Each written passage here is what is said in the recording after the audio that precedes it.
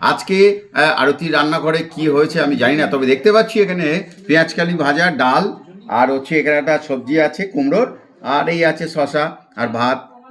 আরতি, আরতি, হ্যাঁ।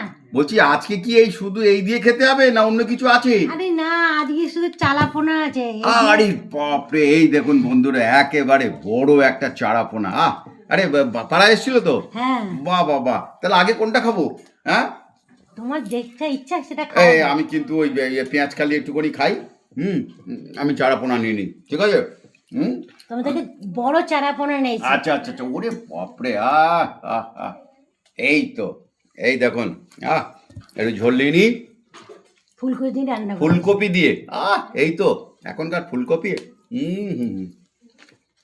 এই দেখুন, সাফিসিয়েন্ট মাছ। হা হা, ও অসাধারণ, ফুলকপি আলু দিয়ে। হুম হুম হুম হুম হুম। বন্ধুরা, এই দেখুন, এই দেখুন, হা হা হা, একেবারে সাইজ দেখুন। হুম,